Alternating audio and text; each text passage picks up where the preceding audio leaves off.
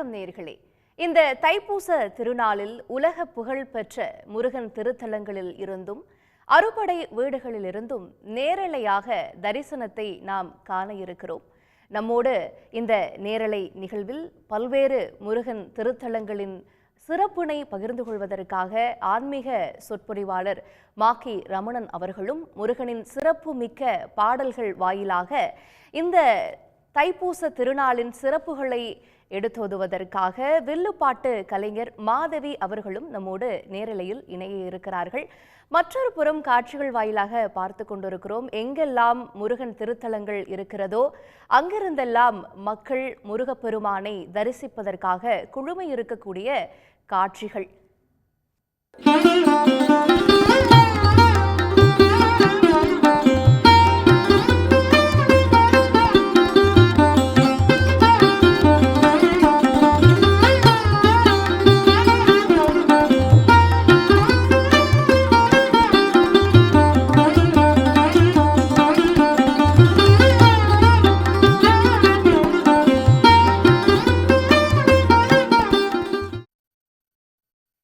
இப்படியாக அறுபடை வீடுகளின் நேரலை தரிசனங்களை பார்க்க இருக்கிறோம். அது மட்டுமல்ல, தமிழ் நிலப்பரப்பில் தமிழர்கள் எங்கெல்லாம் வாழ்கிறார்களோ அங்கெல்லாம் தமிழ் கடவுளான முருகப்பெருமானுக்கென்று ஒரு பிரசித்தி பெற்ற கோயிலும் இடம்பெற்றிருக்கும்.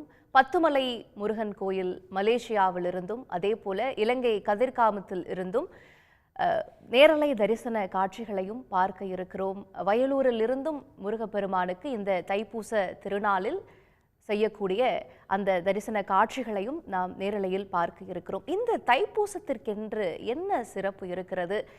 முருகப்பெருமானுக்காக சிறப்பான தினங்கள் கொண்டாடப்படக்கூடிய நிலையில தைப்பூசம் ஏன் உலகத் தமிழர்களால் கொண்டாடப்படுகிறது? விளக்குகிறார் ஆன்மீக சொற்பொழிவாளர் மாக்கி ரமணன். ஐயா, கிருத்திகை சொல்றோம், அதே போல சஷ்டி சொல்றாங்க, பங்குனி உத்திரம்னு சொல்றாங்க. அந்த வரிசையில தைப்பூசத்தை ஏன் உலக தமிழர்கள் தமிழ் கடவுளான முருகனுக்கு இப்படி கொண்டாடுறாங்க? முருகப்பெருமானுக்கு சொந்தமான அவருடைய நட்சத்திரம் விசாகம். ஆனால் தைப்பூச நாள் தான் உலகம் முழுவதும் உள்ள தமிழ் கடவுளான முருகனுடைய அடியார்கள் கொண்டாடுகின்ற ஒரு பெரும் திருவிழா தைப்பூச திருவிழா.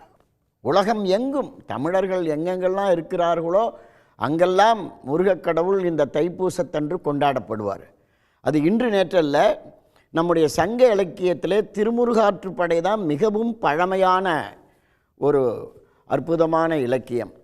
அந்த திருமுருகாற்றுப்படைக்கு முன்பாக பரிபாடல் என்கின்ற இலக்கியம் 2000 ஆண்டுகளுக்கு முன்பு எழுதப்பட்டது. எனவே முதற் சங்கம், இடைச்சங்கம், கடைச்சங்கம் என்று சங்கம் வைத்து தமிழ் வளர்த்தவர்கள் முருகனைத்தான் வைத்து வழிபட்டிருக்கிறார்கள்.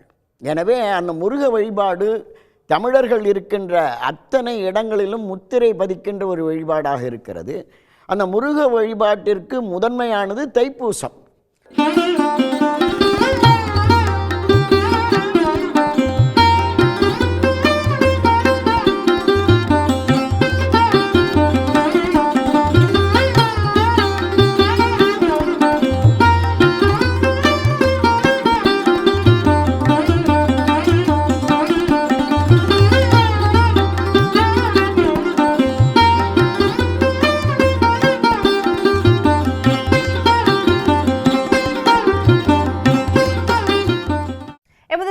குணசேகரன் இணைந்திருக்கிறார். குணசேகரன், பழனியில் பக்தர்கள் கூட்டம் எப்படி இருக்கு? இன்னைக்கு சிறப்பா தைப்பூச திருநாளை ஒட்டி என்னென்ன ஏற்பாடுகள் செய்யப்பட்டிருக்கு? நிலவரம் என்ன? நிச்சயமாக முருக பெருமானுடைய வழிபாட்டிற்கு மிக உகந்த நாளாக போற்றப்படக்கூடிய இந்த தைப்பூச திருவிழா அறுபடை வீடுகளில் 3ஆம் படை வீடான பழனியில் கோலாகலமாக நடைபெற்று வருகிறது. கடந்த 5ஆம் தேதி மலையடிவாரத்தில் இருக்கக்கூடிய பெரியநாயகி அம்மன் ஆலயத்தில் கொடியேற்றத்துடன் இந்த விழாவானது தொடங்கியது. 6ஆம் நாளாக நேற்று முத்துக்குமாரசாமி வள்ளி தெய்வானையினுடைய திருக்கல்யாண உற்சவம் என்பது வெகு விமரிசையாக நடைபெற்றது. அதிலும் ஏராளமான பக்தர்கள் பங்கேற்றார்கள்.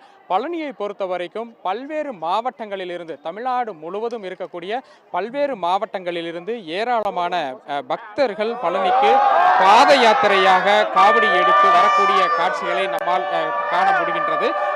தைப்பூச தினமான இன்று மட்டுமல்ல, இதற்கு முன்பாக கடந்த சில தினங்களாகவே பழனிக்கு இந்த பாத யாத்திரையாக வரக்கூடிய பக்தர்கள் இந்த தைப்பூச நாளில் முருகப்பெருமானை தரிசனம் செய்வதற்காக பழனியில் காத்திருக்கிறார்கள்.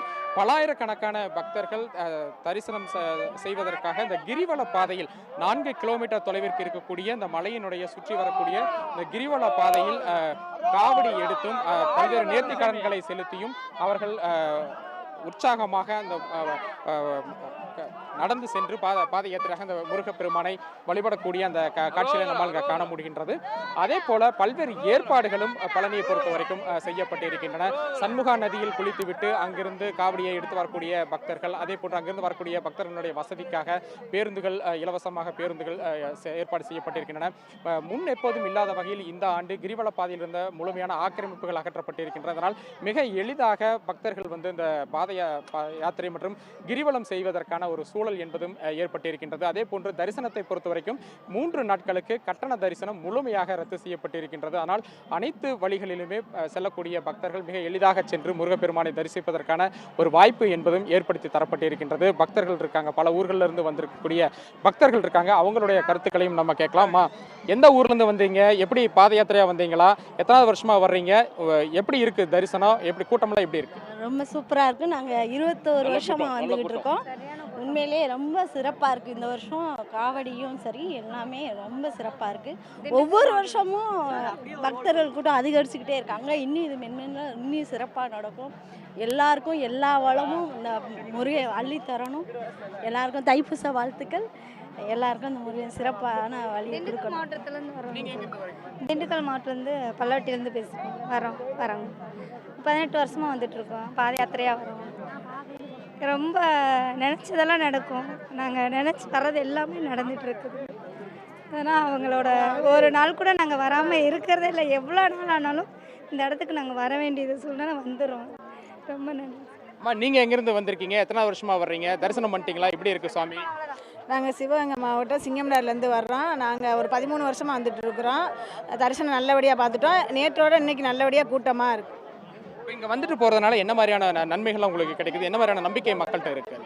நம்பிக்கை நல்ல முருகனை தரிசனம் பண்ணிட்டு போனால் நமக்கு நம்ம நினச்சி அனைத்தும் நல்லபடியாக நடக்குது. நல்லா இருக்குது. முருகன் சாமிகிட்ட வந்துட்டு போனால் மாற்றங்கள் ஏற்படும். நல்லாயிருக்கும். ஐயா, எந்த ஊர்லேருந்து வர்றீங்க? கரூர்லேருந்து வரோங்க சார். கரூர்லேருந்து வரோம். துளசி குடும்ப பாத யாத்திரை குழு 44ஆம் ஆண்டுக்கு வழிநடை பயணம் அதுலேருந்து வந்துகிட்டு இருக்கோம். இந்த வருஷம் கொஞ்சம் கும்பல் அதிகமாகவே இருக்குது. நல்லா சிறப்பாக இருக்குது. கோயில் தரிசனம் நல்லா இருக்குது. பல்வேறு மாவட்டங்களில் இருந்து சாறை சாறையாக பாத யாத்திரையாக வந்துட்டு இருக்காங்க.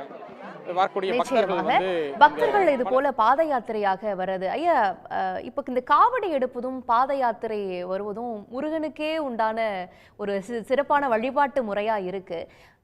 மிக எளிமையான மக்கள் தான் அதிகப்படியாக முருகனை சென்று சேர்றாங்க பல இடங்கள்ல இருந்து. இதை எப்படிங்க ஐயா? அதாவது காவடி என்றால் முருகன், கரகம் என்றால் சக்தி, அன்னை மாரியம்மன். எனவே மாரியம்மனுக்கு கரகம் எடுப்பதும் முருகனுக்கு காவடி எடுப்பதும் தமிழர்களுடைய கலை சார்ந்த பக்தி வெளிப்பாடு. அதாவது தமிழர்களுக்கு என்ன ஒரு சிறப்பு என்றால், எந்த ஒரு செயலை தமிழர் செய்தாலும் அதில் ஒரு கலை நுட்பம் இருக்கும். அதாவது ஆடல் பாடல் அதோட ஒரு ஈடுபாடு இருக்கும். எனவே இந்த காவடி என்பது தமிழர்கள் எப்பொழுது கண்டுபிடித்தார்கள் என்று ஆராய்ச்சி செய்யும்போது திருவள்ளுவர் காலத்திலேயே காவடி இருந்ததற்கான சான்றுகள் இருக்கிறது. அதாவது கிமு 31 திருக்குறள் திருவள்ளுவருடைய காலம் என்று அறிஞர்கள் எல்லாம் கணக்கிட்டு இருக்கிறார்கள். அப்படி கணக்கிட்டு 2056 ஆண்டுன்னு நாம் சொன்னால் கூட காவடி என்ற ஒன்று முருகனுக்கே உரித்தான ஒரு அற்புதமான ஒரு கலை பொக்கிஷம் என்று சொல்லலாம். காரணம், அந்த காவடி எடுக்கின்ற பொழுது அவர்கள் உடல் சார்ந்தும் மனம் சார்ந்தும் பக்தி வயப்பட்டும் அவர்கள் ஆடுவதும், அந்த காவடிக்கென்று சென்னிமலை அண்ணாமலை ரெட்டியார் அவர்கள் காவடி சிந்து பாடியிருக்கின்றார்கள்.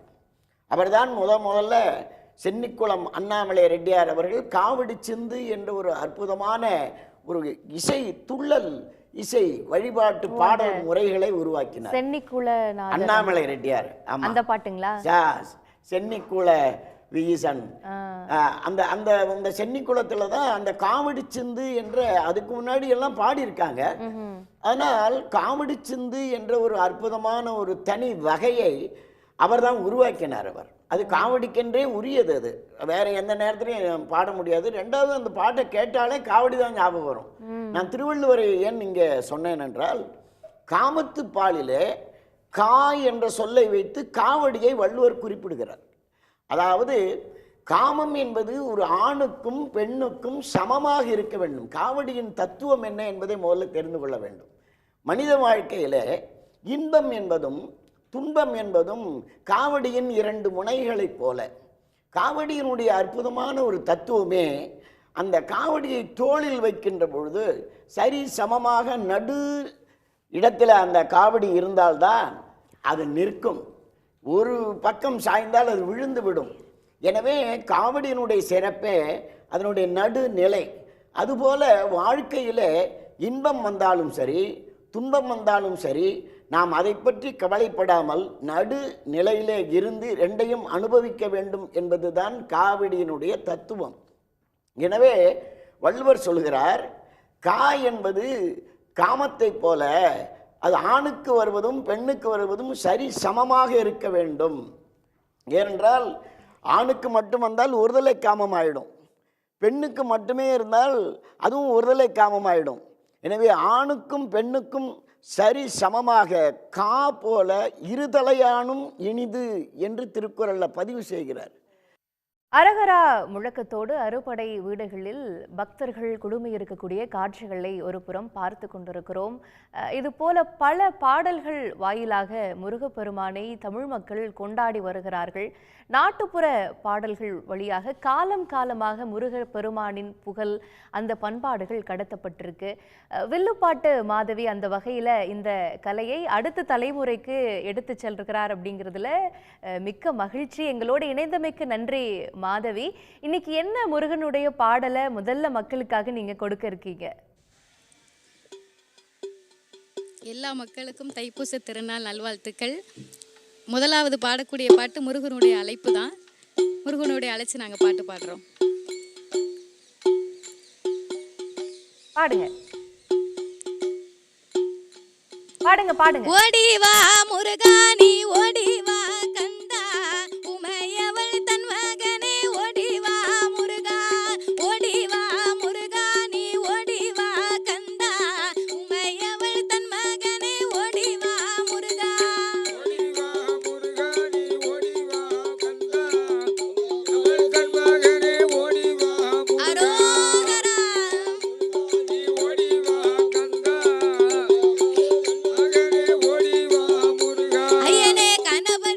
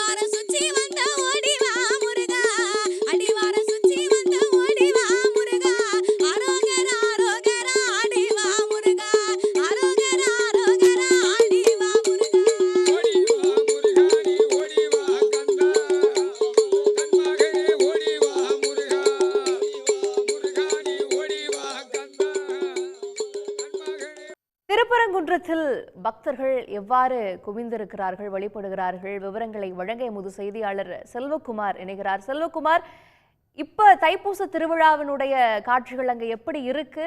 பக்தர்கள் எவ்வாறெல்லாம் முருகனை வழிபடுறாங்க? நிச்சயமாக முருகனுடைய அறுபடை வீடுகளில் முதல் படை வீடாக இருக்கக்கூடிய திருப்பரங்குன்றத்தில் இன்று அதிகாலையிலிருந்து பக்தர்கள் ஆயிரக்கணக்கில் குவிந்து வருகிறார்கள். இப்போது நாம் நிற்கின்ற இந்த பகுதி திருப்பரங்குன்றம் கோயில் வாசல் முன்பாக இருக்கக்கூடிய இந்த பகுதி நீங்களே பார்க்கலாம். காலையிலிருந்து இன்று அதிகாலையிலிருந்து அதிக பக்தர்கள் வரக்கூடிய காட்சிகளை நாம் பார்க்கலாம். கிட்டத்தட்ட ஒரு 300 காவலர்களுக்கு மேலாக இந்த பகுதி முழுவதுமாக வந்திருக்கு பாதுகாப்பு பணியில் ஈடுபடுத்தப்பட்டு இருக்கிறார்கள். திருப்பரங்குன்றம் சுற்றி இருக்கக்கூடிய அந்த கிரிவல பாதை மட்டுமல்ல, திருப்பரங்குன்றத்தின் முன்னாக இருக்கக்கூடிய அந்த தேர் இருக்கக்கூடிய அந்த பகுதி அனைத்து பகுதிகளிலும் கிட்டத்தட்ட 1 கிலோமீட்டர் நீளத்திற்கு பொதுமக்கள் அதிக அளவில் சாலையில் இருக்கிறார்கள். அது மட்டுமல்ல, பால் குடத்தை எடுத்து வந்து தங்களுடைய நேர்த்திக்கடனை செலுத்தி வருகிறார்கள். காவடிகளை எடுத்து வந்து தங்களுடைய நேர்த்திக்கடனை செலுத்தி வருகிறார்கள். அது மட்டுமல்ல, பறவை காவடி இன்னும் பல காவடிகளை எடுத்து வந்து தங்களுடைய நேர்த்திக்கடனை செலுத்தி வருகிறார்கள். திருப்பரங்குன்றத்தை பொறுத்தளவில் சுப்பிரமணிய சுவாமி தெய்வானை இருக்கக்கூடிய இந்த முதல் படை வீடான என்பது மிகவும் பிரசித்தி பெற்ற ஒரு தலம். குறிப்பாக பங்குனி உத்திரம் இங்கு அதிக அளவில் பக்தர்கள் வரக்கூடிய காட்சிகளை நாம் பார்க்கலாம். அதே போன்று இந்த தைப்பூசத்தில் இந்த ஆண்டு அதிக அளவில் பக்தர்கள் குவிந்து இருக்கிறார்கள். வெளி மாவட்டங்கள் அதிக அளவில் வெளி மாவட்டத்தில் இருந்து வரக்கூடிய பக்தர்கள் அதிக அளவில் நாங்கள் பார்க்கிறோம். இங்கு இருக்கக்கூடிய அதாவது சண்முகருக்கு இன்று காலையில் இருந்து பாலாபிஷேகம் உள்ளிட்ட அபிஷேகங்கள் தொடர்ந்து நடைபெறுகின்றன. இதனைத் தொடர்ந்து அங்கு அருகில் இருக்கக்கூடிய பழனி ஆண்டவர் பகுதிகளில் அங்கு இருக்கக்கூடிய இடத்தில் தான் முழுவதுமாக அந்த அபிஷேகங்கள் அனைத்துமே நடைபெற இருக்கிறது. நிறைய பக்தர்கள் வந்திருக்கிறார்கள். இந்த பக்தர்கள் வந்திருக்கக்கூடிய பக்தர்களிடம் நாம் இந்த பகுதியில் இருக்கக்கூடிய பக்தர்களும் கேட்கலாம், எங்க வந்திருக்கீங்க, கூட்டம் எப்படி இருக்கலாம் சொல்லு பாப்பா, பேசுதா என்ன பிரச்சனை? கூட்டம் எல்லாம் நிறைய இருக்குது. நாங்க நடந்தே தான் வந்திருக்கோம். நாங்க காலவாசி மதுரை தான், நாங்க லோக்கல் தான். காலையில இருந்தே வந்துட்டு இருக்குது, 5 மணில இருந்தே வந்துட்டு இருக்காங்க. தரிசனம் நாங்க இப்பதான் போயிட்டு இருக்கோம் பாக்குறதுக்கு. நல்ல கிரௌட் இருக்கு. ஐயா, மயில் விளையாடும் பழமுதிர்ச்சோலைன்றாங்க. இந்த தலத்தினுடைய சிறப்புகள் என்ன? பழமுதிர்ச்சோலை அற்புதமான ஒரு படைவீடு, 6வது படைவீடு. ஔவையாருடைய தமிழை கேட்டு முருகன் அருள் செய்த ஒரு படைவீடு. அரியது எது, பெரியது எது, கொடியது எது, இனியது எது என்று நாவல் மரத்தின் மேலே இருந்து முருகன் கேட்க, அந்த முருகனுக்கு அற்புதமாக ஔவை மூதாட்டியார் பதில் சொன்ன பழமுதிர்ச்சோலை தான் நம்முடைய 6 படை வீடுகளில் வித்தியாசமான ஒரு தலம். என்ன வித்தியாசம் என்றால், 6 படை வீடுகளிலே முருகனே இல்லாமல் ஆதி காலத்தில் வேல் வைத்து வழிபடப்பட்ட ஒரு தலம் பழமுதிர்ச்சோலை. மிகவும் பிற்காலத்தில் தான் நாங்கள் முருகனை வைத்தார்கள். அதுல எனக்கு ஒரு சந்தேகமும் இருக்குது. இந்த முருகனை உருவ வழிபாடு இல்லாம அரூப வழிபாடாகவும் நிறைய பக்கம் குறிப்பிடத்தகுந்த இடத்துல வழிபாடு. ஆமா, முருகனுக்கு 3 வகையான சிறப்புகள் உண்டு. அருவ வழிபாடு, உருவ வழிபாடு, அருவுருவ வழிபாடு. அதாவது அருவ வழிபாடு என்றால் முருகனுக்கு உருவமே இல்லை, அருவமும் உருவமும் ஆகி அனாதையாய் பலவாய் ஒன்றாய் பிரம்மமாய் நின்ற ஜோதி பிழம்பு அது ஓர் மேனியாகி கருணைகூர் முகங்கள் 6 கரங்கள் 12 கொண்டு ஒரு திரு முருகன் வந்து ஆங்கு உதித்தனன் உலகம் உய்ய. கந்தபுராணத்தில் கச்சியப்ப சிவாச்சாரியார் முருகன் எப்படி உதிக்கிறான், அதாவது மற்ற கடவுள்களெல்லாம் அவதாரம் செய்வார்கள், ஆனால் முருகன் அவதாரம் செய்யவில்லை, ஒரு சூரியனைப் போல் உதித்தான் என்று அழகாக சொன்னார். சூரியன் தான் உதிக்கும் உலகத்தில், அதுபோல முருகப்பெருமானும் உதித்தான் என்று மிக அழகாக சொன்னார். ஏனென்றால் எவ்வாறு இருளையெல்லாம் போக்குகின்ற சூரியனைப் போல இந்த உலகத்திலே மாயையும் அஞ்ஞானத்தையும் போக்குவதற்காக முருகன் ஞானம் ஒளியாக உதிக்கின்றான்.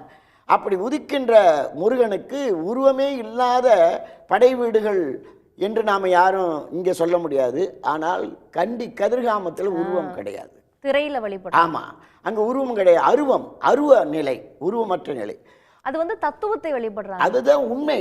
உருவமற்ற நிலைதான் இயற்கையானது, உண்மையானது. ஆனால் மக்கள் எல்லாம் உருவமற்ற நிலையை புரிந்து கொள்ள முடியாது என்பதற்காக 2வது வகையாக அரு உருவத்தை கற்பித்தார்கள். அதாவது வேல் வழிபாடு. வேல் தான் ஆரம்பத்தில் இருந்தது. எனவே பழமுதிர்ச்சோலையில் வேல் வழிபாடு மட்டுமே இருந்ததற்கு சங்க இலக்கியங்களில் ஆதாரம் இருக்கிறது. அந்த வேல் வழிபாட்டுக்கு பிற்காலத்திலே தான் வந்தவர்கள் இன்றைக்கும் இலங்கையில் நல்லூர் என்ற ஒரு அற்புதமான கந்தசாமி கோயிலில் வெறும் வேல் தான் மூலவராக இருக்குது, முருகனே கிடையாதுங்க. எனவே வேல் என்பது அருவுருவம், அதாவது அது ஒரு உருவம், ஆனால் மனித உருவம் அல்ல. எனவே அதுக்கு அருவுருவம் என்று சொன்னார்கள். எனவே ஞானவேல் ஆரம்பத்திலே நான் குறிப்பிட்டேன். இந்த தைப்பூச நாள் என்று தான் பார்வதி தேவி உமாதேவி முருகனுக்கு சக்தி வேலை கொடுக்கின்றார். அந்த சக்தி வேலை கொண்டதனால தான் வேலவன் சக்தி வாய்ந்தவனாக இருக்கின்றான். சூரனையும் தாரகனையும் சிங்கமுகனையும் அழிக்கின்றான். எனவே தாரகாசுர வதம் நடந்தது இந்த தைப்பூச நாளில் பழனியில் என்பது ஒரு புராண செய்தி. அதுபோல முருகனுடைய அற்புதமான வேலினுடைய தத்துவமே கூர்மை, அகலம், ஆழம். ஆழ்ந்து அகன்ற நுண்ணியனே சிவபெருமான் சிவபுராணத்தில் சொல்வார். முதல்ல வேலில் கூர்மையாக இருக்க வேண்டும் என்றால் ஞானத்தின் அடையாளமாக புத்தி கூர்மையாக இருக்க வேண்டும், த ஷார்ப் நாலேஜ். அகலமாக இருக்க வேண்டும் என்றால் த வைடு நாலேஜ். ஆழமாக இருக்க வேண்டும் என்றால் டெப்த் நாலேஜ். எனவே இந்த மூன்றாகவும் முருகன் இருக்கின்ற ஒரே இடம் பழமுதிர்ச்சோலை.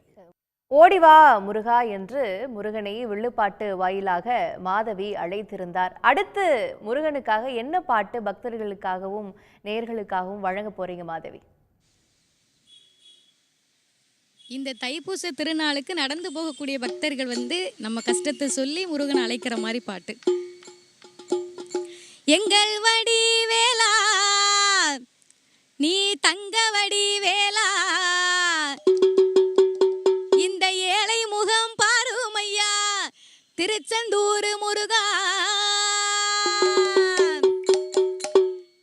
எங்கள் வடி வேலா நீ தங்க வடி வேலா, எங்கள் வடி வேலா நீ தங்க வடி வேலா, இந்த ஏழை முகம் பாருமையா திருச்செந்தூர் முருகா. எங்கள் வடி வேலா தங்க வடி வேலா முருகா, எங்கள் வடி வேலா நீ தங்க வடி ஏழை முகம் பாருமையா திருச்செந்தூர் முருகா.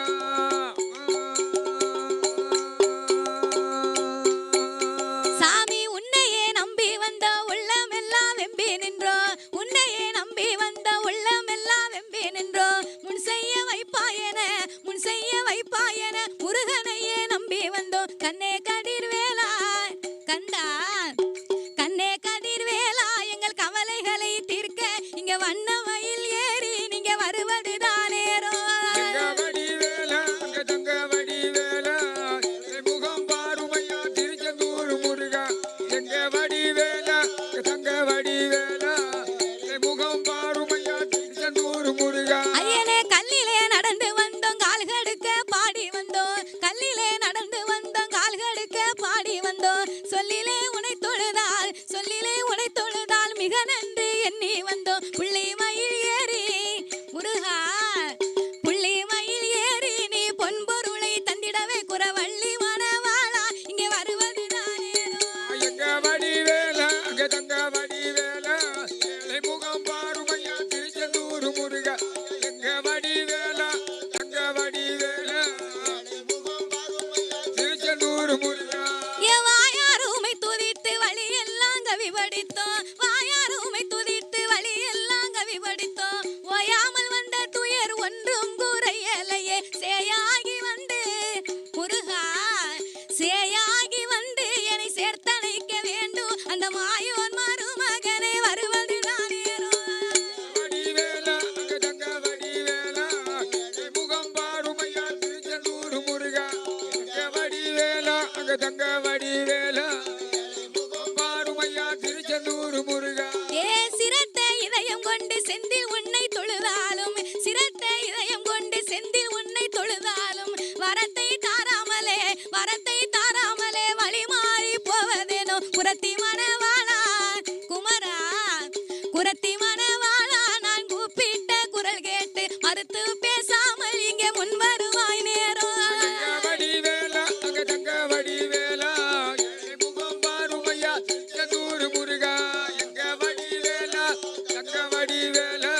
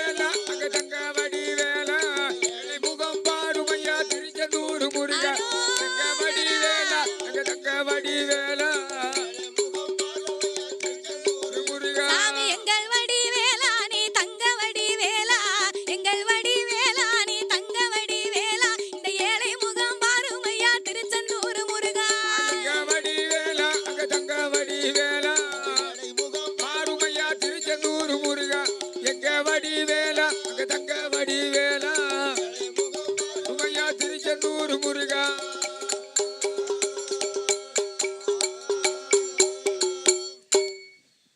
அறுபடை வீடுகள்ல இரண்டாவது தலமான திருச்செந்தூரில் இருந்து வரக்கூடிய காட்சிகளை பார்க்கிறோம்.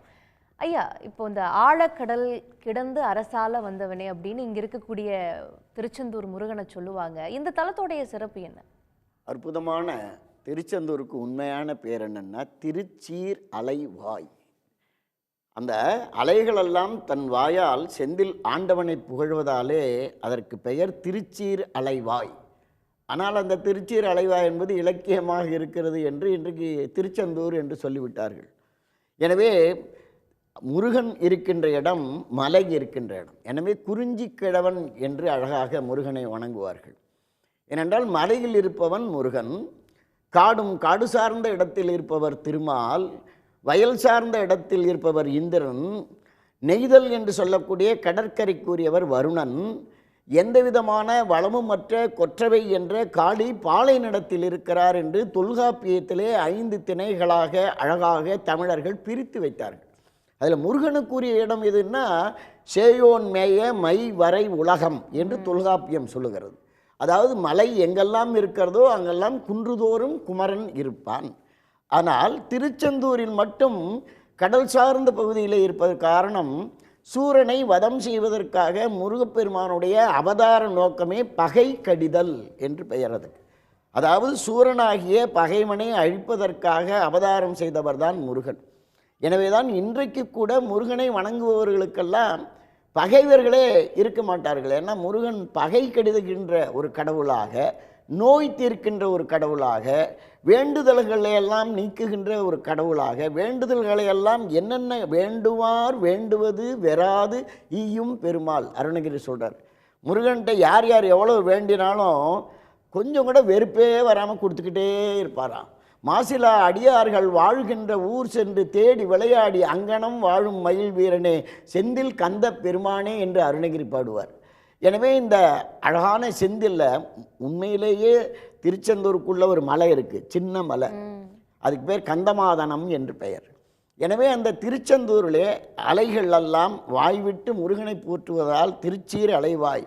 எத்தனை அருளாளர்கள் இந்த திருச்செந்தூரிலே பாடியிருக்கிறார்கள். பகழிக்கூத்தர் என்று ஒருவர் தீராத வயிற்று வெளியை போக்கியதால் திருச்செந்தூர் முருகன் பிள்ளை தமிழ் பாடினார். ஆதிசங்கரர் தன்னுடைய காய்ச்சல் நோய் தீர்ந்ததாலே வடமொழியிலே சுப்பிரமணிய புஜங்கம் என்று பாடினார். ஒவ்வொரு அருளாளர் பாம்பன் சுவாமிகள் பாடியிருக்கின்றார்கள். அருணகிரிநாதர் சொல்லவே வேண்டாம். அருணகிரிநாதர் அற்புத திருப்புகழால் இந்த திருச்செந்தூர் அருமையான இந்த ஊரை பாடியிருக்கிறார். இன்றைக்கு கூட நாம் பார்க்கலாம், நேர்த்தி கடனாக வருகின்றவர்கள் சர்ப்ப காவடி எடுத்து கொண்டு வருவார்கள். அதாவது 21 வகையான காவடிகள் முருகனுக்கு சுமந்து வருகின்றார்கள். பால் காவடி, பன்னீர் காவடி, புஷ்ப காவடி என்று அன்னக்காவடி கூட உண்டு. இதில் என்ன சிறப்பு என்றால் மலர் என்பதும் உணவு என்பதும் ஒரு 10-15 மணி நேரத்துக்கு மேலே அதை பயன்படுத்த முடியாது. அதற்குள்ள முருகனிடம் போய் சமர்ப்பித்து விட வேண்டும். எனவே அத்தனை காவடிகளையும் நடந்து தான் எடுத்துக்கொண்டு போவார்கள். யாரும் வாகனத்தில் ஏறவே மாட்டார்கள். எனவே பாத யாத்திரையாக முருகனுக்கு காவடி எடுத்துக்கொண்டு வருவது இன்று நேற்று அல்ல, திருமுருகாற்றுப்படை காலத்திலிருந்து இருப்பதைத்தான் பதிவு செய்திருக்கிறார் இலக்கியங்களில். குறிப்பாக பழனி மலையிலும் சரி திருச்செந்தூரிலும் சரி வேண்டுதலையாகத்தான் அலகு குத்தி கொண்டு வருவார்கள். இந்த அலகு குத்துதல் என்பது வேறு எந்த கடவுளுக்கும் கிடையாது. அந்த அலகு குத்துதல் என்றால் என்ன? ஏன் தன்னை வருத்தி கொள்கிறார்கள்? வருத்தி கொள்பவர்கள் தான் முருகனிடம் தன்னுடைய வருத்தத்தை வெளியிட்டு முருகன் தன்னை காக்க வேண்டும். நோயுற்றவர்கள் அதுபோல வேண்டிக் கொள்வார்கள். இந்த நோய் எனக்கு தீர்ந்து விட்டால் அலகு காவடி எடுக்கின்றேன், சர்ப்பக்காவடி எடுக்கின்றேன். அதாவது ஒரு பாம்பையே பிடித்து கொண்டு வந்து அந்த பாம்பை திருச்செந்தூர் கடற்கரையில் விடுவாங்க. அதுக்கு பேர் சர்ப்பக்காவடி என்று பெயர். எனவே இந்த திருச்சீர் அலைவாய் என்கின்ற அற்புதமான தலத்திலே ஒவ்வொரு அருளாளர்களும் பாடி வைத்த அந்த பாடல்களை எல்லாம் பார்க்கின்ற பொழுது இந்த முருகன் செந்தில் வேலவன் மிகவும் சங்ககாலம் முதல் இன்று வரை புகழ்பெற்று விளங்குகிறான். அந்த முருகனுடைய ஆலயத்திற்கு தைப்பூச நாள் என்று வருகின்ற அடியார்கள் வேண்டுதலுக்காக நடந்து பாத யாத்திரையாக வருகிறார்கள் என்ற செய்தி பதிவு செய்யப்பட்டிருக்கின்றது. நிச்சயமாக வரலாற்று சான்றோட நிறைய விஷயங்களை சொன்னீங்க. மாதவியும் அந்த தெற்கு பகுதியிலிருந்து வந்தவங்க தான். அவங்க பாட்டுல கூட நிறைய திருச்செந்தூர் முருகனை பத்தி எல்லாம் சொல்லியிருந்தாங்க. மாதவி, அடுத்து பக்தர்களுக்காக என்ன பாட்டு காத்திருக்கு?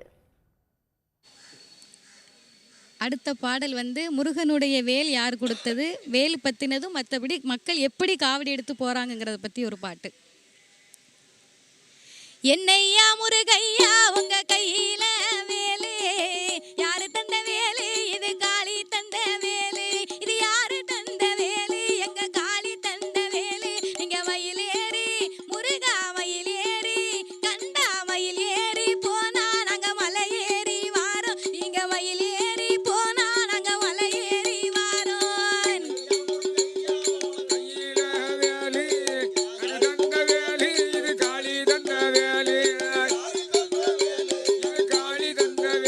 சாமி காவி வெட்டி கட்டிடுவோம், காவடிய தூக்கிடுவோம், காவி வெட்டி கட்டிடுவோம், காவடிய தூக்கிடுவோம், கால்நடையா நாங்க வாரோம் வேலையா கண்டையா, திருச்செந்தூர் வாரோம் ஐயா கண்டையா அரோகரா.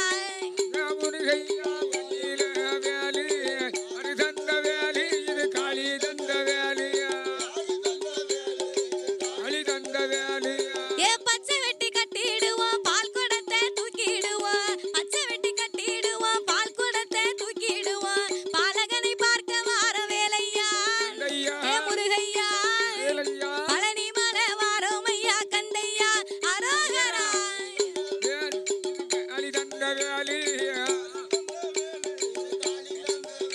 சாமி அன்னதானம் போட்டுக்கிட்டு அரோகரா சொல்லிக்கிட்டு, அன்னதானம் போட்டுக்கிட்டு அரோகரா சொல்லிக்கிட்டு, ஆடாத ஆட்டம் எல்லாம் வேலையா ஏ முருகையா, நாங்க ஆடி பாடி வாரோம் ஐயா கண்டையா அரோகரா.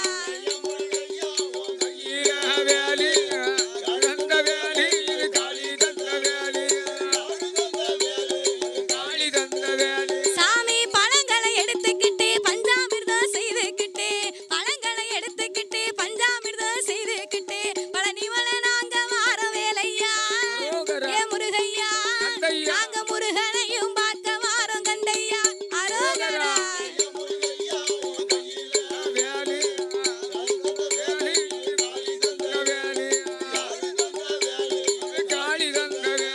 ஐயா மலையில நனையும் போது மாந்தோப்பில் ஒதுங்கும் போது, மலையில நனையும் போது மாந்தோப்பில் ஒதுங்கும் போது, இடி மின்னல் இடிக்குதையா வேலையா ஏ முருகையா, அது உங்க பேரை சொல்லும் போது விலகுதையா அரோகரா.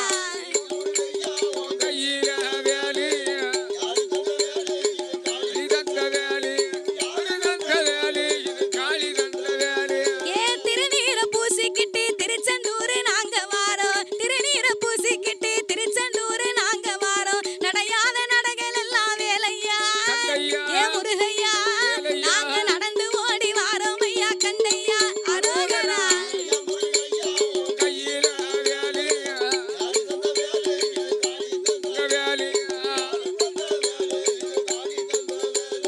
ஏ வண்ண வண்ண காவடியா சிங்கார வேலனுக்கு, வண்ண வண்ண காவடியா சிங்கார வேலனுக்கு, வடிவழக பார்க்க வாரோம் வேலையா ஏ முருகையா, நாங்க திருமலை கோயில் வாரோம் ஐயா கண்டையா அரோகரா.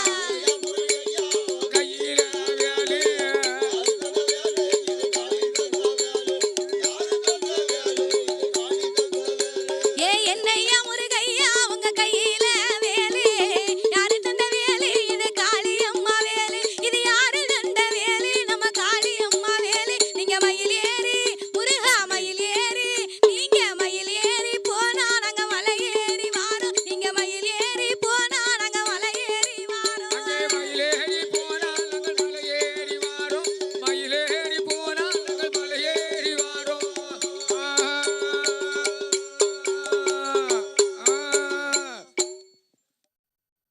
இப்படியாக அருமையான பாடல். இப்படியாக செல்லும் வழியெல்லாம் எங்க கூடவே வாங்க என்று அந்த முருகனை அழைத்து செல்லக்கூடிய ஒரு பாடலாக இருக்கிறது. ஐயா, நம்ம பேசிட்டு இருந்தோம் இந்த தைப்பூச திருநாளே வேலை கொற்றவை சக்தி காளி முருகனுக்கு கொடுத்தது அப்படின்னு. இந்த நூற்றாண்டுல சென்ற நூற்றாண்டுல மலேசியா போன்ற நகரங்களுக்கு சென்ற தமிழர்களும் சரி, இதற்கு முன்பு இடம்பெயர்ந்த தமிழர்களும் சரி, இந்த கொற்றவையும் முருகனையும் வேலையும் உடனே கொண்டு சென்றிருக்கிறார்கள்ங்கிறது வரலாற்று சான்று. அதாவது வேலவன் என்றாலே முருகன். ஏன்னா முருகனை தவிர வேறு யாருக்கும் வேல் கிடையாது. எல்லா கடவுள்களும் எல்லா ஆயுதங்களும் வைத்திருக்கிறாங்க. இப்போ நம்ம மாதவியினுடைய அருமையான ஒரு நாட்டுப்புற இசையை கேட்டோன்னே ரொம்ப மகிழ்ச்சியாக இருந்தது. காரணம், முருகன் மிகவும் பழமையானவன். நம்முடைய தொன்மத்தின் அடிப்படையில் முருக வழிபாடு தான் தமிழ் வழிபாடு, தமிழர் வழிபாடு. தமிழருடைய கலைகள், தமிழருடைய நாகரிகம் எல்லாவற்றுக்கும் அடிப்படையே முருகனுடைய வழிபாடு தான். அவர்கள் வாசித்த அந்த வில்லு இருக்கிறதே, அது ஒரு கொலைக்கருவி. அந்த கொலைக்கருவியை ஒரு கலைக்கருவியாக மாற்றிருக்கிறாங்க. அந்த அதாவது அம்பு போட்டு ஒரு விலங்கை உயிர் போக்கக்கூடிய ஒரு கொலைக்கருவியை ஒரு அழகான ஒரு இசையோடு கலைக்கருவியாக மாற்றி, அந்த வில்லுப்பாட்டு என்பது தொன்மவியலில் மிகவும் பழமையான கிராமிய நாட்டுப்புற பாடல் அது. அது மட்டுமல்ல, இப்பொழுது இருக்கக்கூடிய இந்த கர்நாடக சங்கீதத்துக்கும் இந்த வில்லுப்பாட்டுக்கும் ஒரு அடிப்படை வித்தியாசம் என்ன என்றால், ஒரு தனி மனிதர் இருந்து தன்னுடைய திறமையெல்லாம் காட்டுவது தான் கர்நாடக சங்கீதம். ஆனால் இது சேர்ந்திசை, அதாவது எல்லாரும் வாங்கி பாடுவது, மக்கள் இசை என்று சொல்லலாம். எனவே பக்தியில் ஒரு தனி மனிதன் முக்கியம் அல்ல, அனைவரும் பாடணும். எனவே மாதவி பாடுகிறாள், பின்னால் உள்ளவர்களெல்லாம் இயைந்து பாடுகிறார்கள். அந்த வாத்தியங்களை எல்லாம் பார்த்தீர்கள் என்றால் ஒரே ஒரு பானை. அந்த பானையும் இயற்கையானது, அந்த வில்லும் இயற்கையானது. எனவே அந்த வில் எங்கே இருந்தது என்றால், வேடவர்கள் மலையிலே வேட்டையாடுவதற்காக வைத்திருக்கின்றது. எனவே அந்த வேட்டையாடுவதற்காக வைத்திருக்கின்ற வில்லையே அந்த கொலைக்கருவியை கலைக்கருவியாக மாற்றி நாதம் எழுப்பி, அந்த நாதத்திலேயே தொன்மவியலினுடைய ஒரு அருமையான ஒரு வடிவத்தை இங்கே அழகாக நமக்கு கொண்டு இந்த டிஜிட்டல் யுகத்தில் கூட தொன்மவியலினுடைய ஒரு சிறப்பை கொண்டு வந்தார்கள் என்றால், அது உண்மையிலேயே முருகப்பெருமானுடைய வழிபாட்டினுடைய சிறப்பு என்றுதான் சொல்ல வேண்டும். காவடி எடுத்தும் பாத யாத்திரையாகவும் அங்கே அறுபடை வீடுகளில் பக்தர்கள் குவிந்திருக்கக்கூடிய காட்சிகள், முருகப்பெருமானை ஆடல் பாடலோடு வழிபட்டு வருகிறார்கள். இதற்கிடையே வில்லுப்பாட்டு மாதவியின் கச்சேரி வாயிலாக முருகப்பெருமானின் பெருமைகளை நமக்கு விளக்கி வருகிறார். அடுத்து என்ன பாட்டு மாதவி? அடுத்து வரக்கூடிய பாட்டு திருத்தணி முருகன் கோயிலுக்கு வரக்கூடிய பக்தர்களுக்கு முருகன் என்ன சிறப்பு கொடுக்கிறார் அப்படிங்கிற மாதிரி பாட்டு. தன்னனே நானே நன்னே தானே நன்னே நானே நன்னே, தன்னனே நானே நன்னே தானே நன்னே நானே நன்னே, தானே நன்னே தானே நன்னே தன்னே நன்னானே, தன தானே நன்னே தானே நன்னே தன்னே நன்னானே, தன தானே நன்னே தானே நன்னே தன்னே நன்னானே.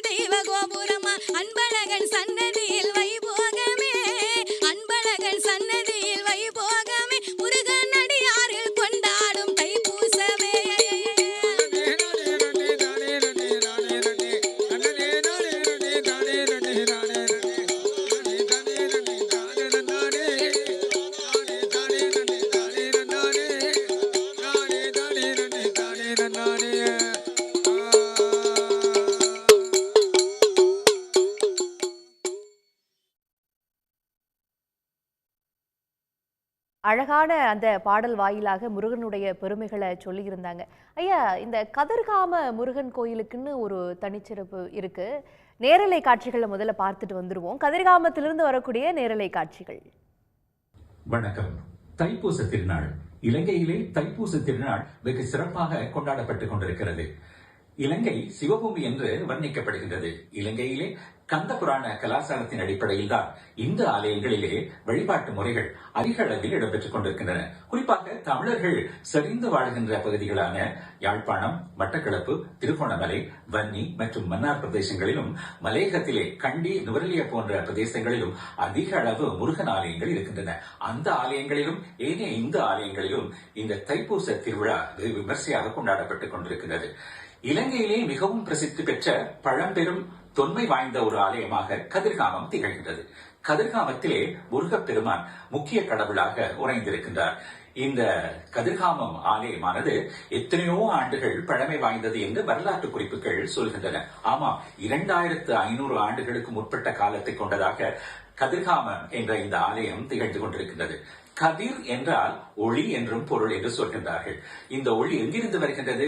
முருகப்பெருமானுடைய வேலிலிருந்து வருகின்ற ஒளிதான் இந்த கதிர் என்றும் குறிப்பிடப்படுகின்றது.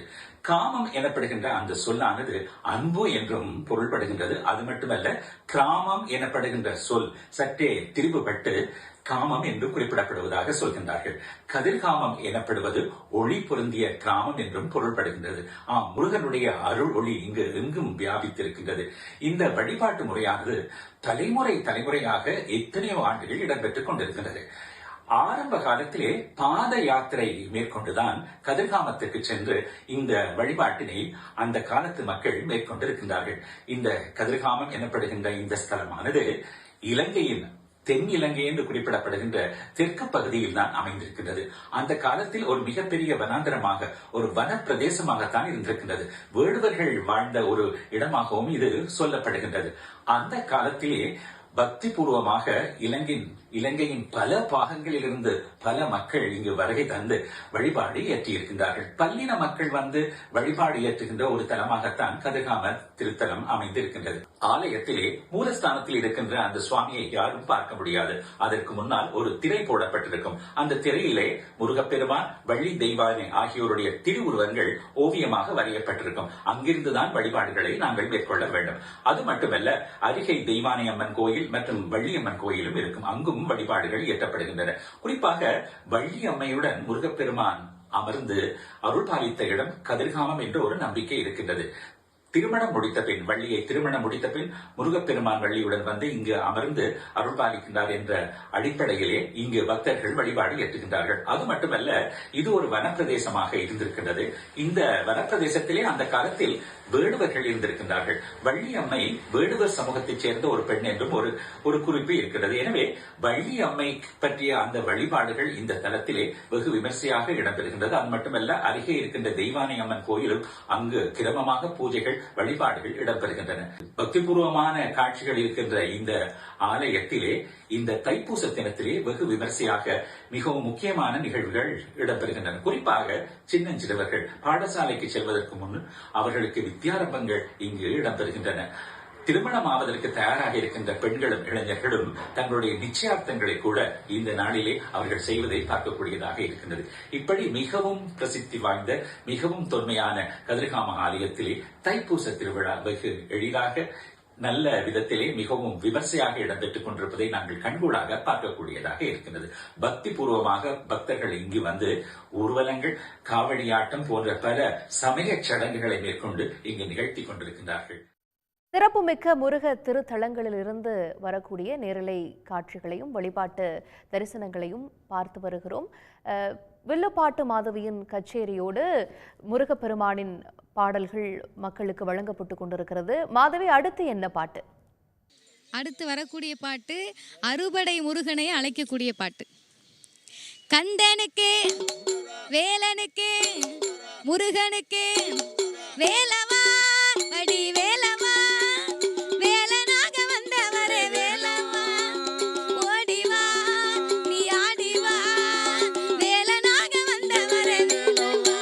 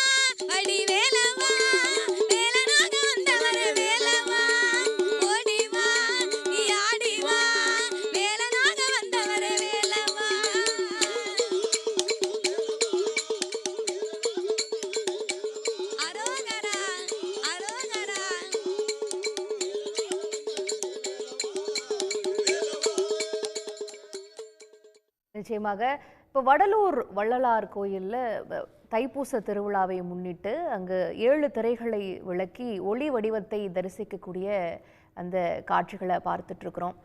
ஐயா, இப்போ இந்த திரை விளக்கி ஒளியை வழிபடக்கூடிய வழிபாடு முதல்ல முருகப்பெருமானை வழிபட்டுட்டு இருந்த வள்ளலார், பிறகு அருட்பெரும் ஜோதின்னு இந்த ஒளியை வழிபடுகிறார். இது பற்றிய விவரங்கள் என்ன?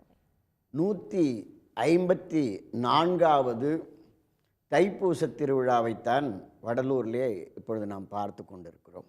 154. ஆனால் இதில் ஒரு வரலாற்று செய்தி என்ன என்றால், வள்ளற் பெருமான் இறையோடு ஜோதியில் கலந்தது 1874 ஜனவரி 30ஆம் தேதி. எனவே ஜனவரி 30ஆம் தேதி 1874 என்றால் இன்றைக்கு எப்படி 154 வரும், 151 தானே வரணும் அப்படின்னு சில பேர் கேட்கலாம். அதில் ஒரு சிறப்பான செய்தி என்ன என்றால், வள்ளற் பெருமான் கடைசி காலத்தில் 1872 ஜனவரி 26ஆம் தேதி தான் முதலாக 7 திரைகளை விளக்கி ஜோதி தரிசனத்தை வடலூரிலே முதலாக காட்டுகிறார். 1872 ஜனவரி 26. அதாவது அதனுடைய தத்துவம் என்ன என்றால், 7 விதமான திரைகள், மாயத்திரைகள் உன்னை மறைத்து கொண்டிருக்கின்றன. கருப்பு திரை ஒன்று, அது போன்ற நீலத்திரை ஒன்று, அது போன்ற பச்சை திரை, சிவப்பு திரை, பொன்மை திரை, வெண்மை திரை, கலப்பு திரை என்று 7 வகையான வண்ணங்களிலே திரைகள், மாயைகள், அஞ்ஞானம் உன்னை மறைத்து கொண்டிருக்கிறது.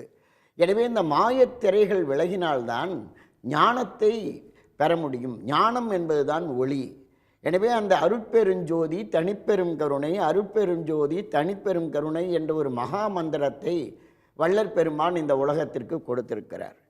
எனவே அந்த அருட்பெருஞ்சோதியினுடைய முதல் தரிசனத்தை 1872 வள்ளற் பெருமான் தான் 7 திரைகளை விளக்கி அந்த தீப ஜோதி தரிசனத்தை, அதுவும் தகர விளக்கில், ஐயா சொல்லியிருக்காங்க, தகர விளக்கில் தான் தீபம் ஏற்ற வேண்டும். அந்த தீபத்தை துடைப்பதற்கு சிறுமி தான் இருக்க வேண்டும், 60 வயதுக்கு மேற்பட்ட கிழவர்கள் தான் இருக்க வேண்டும், காமப்பற்று உள்ளவர்கள் அதை துடைக்கக்கூடாது என்று பல கட்டுப்பாடுகளெல்லாம் விதித்தார். பிறகு அடுத்த ஆண்டு 2வது தைப்பூசம் வள்ளற் பெருமான் 1873 அதே ஜனவரி 26ஆம் தேதி முதலாக வள்ளற் பெருமான் கொடியேற்றுகிறார். இந்த சபையில் கொடி ஏற்றி வள்ளற் பெருமானை தவிர சங்கம், கொடி இதெல்லாம் புத்தர் கூட செய்யவில்லை. புத்தரும் சங்கம் அமைத்தார், வள்ளற் பெருமானும் சமரச சுத்த சன்மார்க்க சங்கம் 1865 அமைத்தார்கள். 2 ஆண்டுகள் கழித்து சத்திய தர்மசாலை என்று வருகின்றவர்களுக்கெல்லாம் உணவளிக்க வேண்டும், பசியாற்ற வேண்டும், அன்னதானம் என்ற சொல்லை அவர் வாயால் அதை உச்சரிக்கவே இல்லை. என்ன தானம், என்ன அன்னதானம் இல்லை, பசு ஆற்றுவித்தல். எனவே திருவள்ளுவர் சொன்னார் அல்லவா, ஆற்றுவார் ஆற்றல் பசியாற்றல், அப்பசியை மாற்றுவார் ஆற்றலின் பின் என்பது திருக்குறள். அதைத்தான் வள்ளற் பெருமான் கையில் எடுத்துக்கொண்டு பசியாற்றுதல். அந்த அடுப்பு இன்னும் எரிந்து கொண்டிருக்கிறது. 1867 வள்ளற் பெருமானுடைய கரங்களால் ஏற்றப்பட்ட அடுப்பு. அதுபோல் இங்கே ஜோதி தரிசனத்தை 7 விதமான வண்ணத்திரைகள், மாயத்திரை, சக்தி திரை, ஒவ்வொரு ஞானத்திரை, கிரியா திரை என்று 7 விதமான அந்த திரைகளுக்கு பெயர் வைத்திருக்கிறார். அந்த திரைகளை எல்லாம் இன்றைய தினம் அங்கே தைப்பூசத்தன்று 6 காலத்திலே இந்த ஜோதி தரிசனம் நடக்கும். காலையில் 6 மணி, 10 மணி, 1 மணி, அதுபோல் மாலையில் 5 மணி, அதுபோல் 10 மணி, நாளை அதிகாலை 5:30 மணி. எனவே அற்புதமான வள்ளற் பெருமானுடைய வாழ்க்கை 50 ஆண்டுகள் 3 மாதங்கள் 26 நாட்கள் இந்த உலகத்திலே நமக்கு வழிகாட்டி வாழ்ந்தார்கள். அப்படிப்பட்ட வள்ளற் பெருமான் 1872 முதல் தரிசனம், 73 பேருபதேசம் செய்தார். அப்போ தான் அவர் கடைசியாக உபதேசிக்கின்றார் இந்த மக்களுக்கெல்லாம். தைப்பூசத்தன்று நான் உங்களிடையே என்னுடைய உடலோடு இருந்தேன், இனிமேல் நான் ஜோதியில் கலக்கப் போகின்றேன், உங்களுடைய கண்களுக்கு இறைவன் என்னை காட்டுவிக்க மாட்டார், எனவே நான் ஜோதியில் கலக்கப் போகிறேன் என்று சொல்லிவிட்டு பேருபதேசத்தை செய்துவிட்டு 1874ஆம் ஆண்டு 3வது தைப்பூசத்தன்று 2½ நாழிகை, ஒரு நாழிகை என்பது 24 நிமிடங்கள், 2.5 நிமிடங்களிலே வள்ளற் பெருமான் ஜோதியிலே ஐக்கியமாகின்றார். எனவே ஜோதியிலே ஐக்கியமாகின்ற அந்த அறையைத்தான் 3 நாட்கள் நாளையிலிருந்து திறந்து வைத்து மக்களுக்காக காட்டுவார்கள். உலக வரலாற்றிலேயே உடலோடு சாம்பல் கூட மிஞ்சியிராமல் இறைவனோடு ஜோதியில் கலந்த ஒரு பெருமானுடைய வரலாறு தான் வள்ளற் பெருமானுடைய வரலாறு. வாழ்ந்து காட்டியவர். தைப்பூச ஜோதியிலே அதனால் லட்சக்கணக்கான மக்கள் எல்லாம் வடலூரிலே கூடி அந்த அருட்பெரும் ஜோதி தரிசனத்தை இப்பொழுது கண்டு மகிழ்ந்து கொண்டு இருக்கிறார்கள். அந்த ஜோதி ஒவ்வொரு மனிதனுக்குள்ளேயும் இருக்கின்றது. ஆத்ம ஜோதியை நீங்கள் உருவாக்கி கொள்ளுங்கள். முருகன் எங்கேயும் இல்லை. காரணம் வள்ளற் பெருமானுடைய அற்புதமான ஞான வாழ்க்கைக்கு முதலாக வள்ளற் பெருமான் கண்ணாடியிலே காட்சி கொடுத்தார். திருத்தணி முருகன் நமக்கெல்லாம் கண்ணாடியில் முகம்தான் தெரியும், ஆனால் வள்ளற் பெருமானுடைய அகம் தெரிந்தது. அந்த அகத்திலே இருக்கக்கூடிய திருத்தணி முருகன் கண்ணாடியிலே காட்சி தந்தார். ஆனால் 50வது வயதிலே அந்த முருகப்பெருமானுடைய ஒரு வளர்ச்சியை என்ன செய்தார்? ஜோதியாகத்தான் இறைவனை காண வேண்டும். இறைவனுக்கு வடிவம் இல்லை. எனவே பிரம்மம் என்பதுதான் ஜோதி. அந்த ஜோதி தான் ஞானமாக உலகெங்கும் இருக்கிறது என்ற அற்புதமான செய்தியை கொடுத்த இடம்தான் வடலூரில் வள்ளற் பெருமான். இதில் என்ன ஒரு சிறப்பு என்றால், நன்றிங்கய்யா, முக்கியமான நிறைய தகவல்களை சொல்லியிருக்கிறீங்க. இப்போ அறுபடை வீடுகளில் இருந்து முருகப்பெருமானை நம்ம நேரலையில் தரிசித்தோம். பத்துமலை முருகன் கோயில், இலங்கையில இருந்து கதிர்காமத்திலிருந்து, இப்போ வடலூர் வள்ளலார் கோயிலிருந்து ஒவ்வொரு இடங்கள்லையும் ஒவ்வொரு ரூபமாக ஒரு வழிபாட்டு முறைகளில் இந்த முருகப்பெருமானை வழிபடக்கூடிய பக்தர்கள் தொடர்ச்சியாக அதை வழிபட்டு வராங்க. அதை சன் நியூஸ் நேரலை வாயிலாக நமக்கு வழங்கி கொண்டிருக்கிறது. இறுதியாக மாதவியின் வில்லுப்பாட்டோடு இந்த நேரலையை நிறைவு செய்யலாம். நேர்களே, மாதவி, அடுத்து என்ன பாட்டு இறுதியா?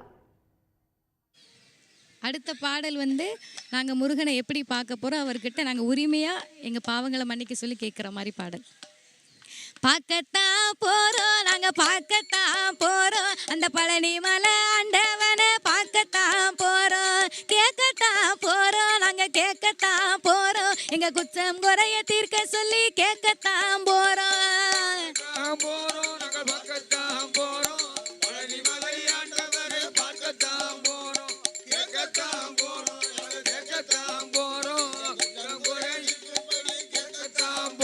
ஐயனே கடற்கரை உருக்கதிலே பார்க்கத்தான் போறோம், கடற்கரை மீதினிலே பார்க்கத்தான் போறோம், அந்த கந்தவடி வேலவனை பார்க்கத்தான் போறோம், அந்த கந்தவடி வேலவனை பார்க்கத்தான் போறோம்.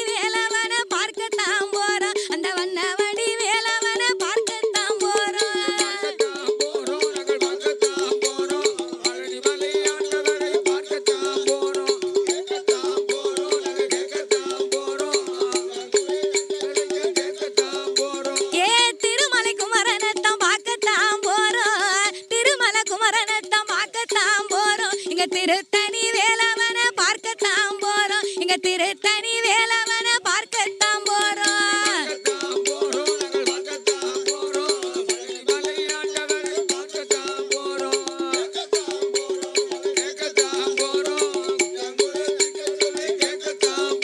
சாமி மருதமலை வேலனையும் பார்க்கத்தான் போறோம், மருதமலை வேலவனை பார்க்கத்தான் போறோம், மங்கையர்கள் தேவியர்கள் பார்க்கத்தான் போறோம், நாங்க மங்கையர்கள் தேவியர்கள் பார்க்கத்தான் போறோம்.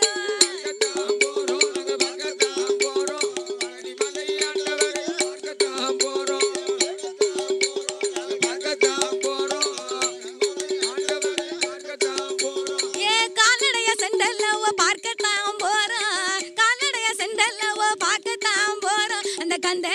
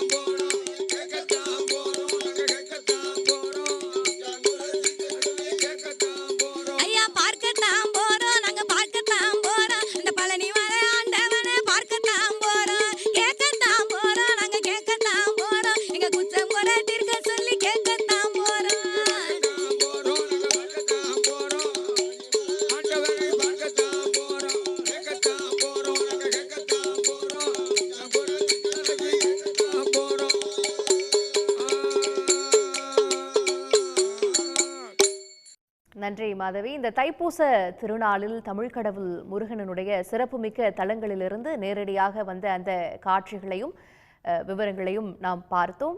பார்த்த நேயர்களுக்கும் பங்கு கொண்ட விருந்தினர்களுக்கும் நன்றி. மற்றும் ஒரு சிறப்பு நேரலையில் சந்திப்போம். உடனுக்குடன் செய்திகளை தெரிந்து கொள்ள சன் நியூஸ் பெல் ஐகானை கிளிக் பண்ணுங்க.